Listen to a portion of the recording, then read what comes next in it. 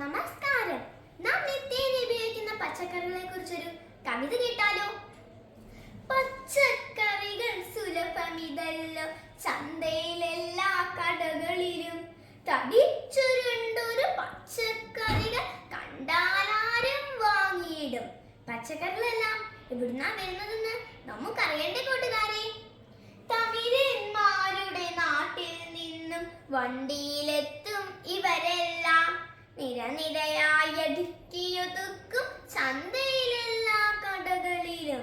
കോവയ്ക്കാക്കിലോ 10 തക്കാളിക്ക 15, സാമ്പാർ കൂട്ടിന് കറിവേപ്പിലെ വെറുതെ അങ്ങ് തന്നിടാം.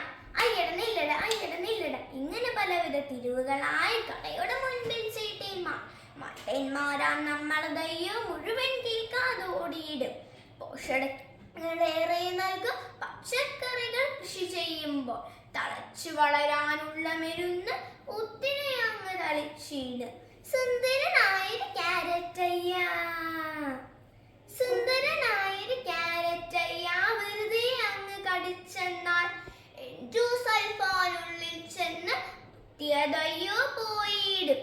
വയറിനുള്ളിലൊരു പുരിയാകും, ക്യാൻസറുമയ്യോ പിടികൂടും.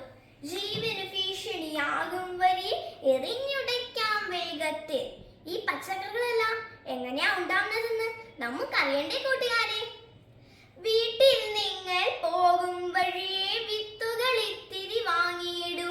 മണ്ണ് കുഴിച്ച് നട്ടും നനച്ചും പരിപാലിക്കൂ അവയെല്ലാം.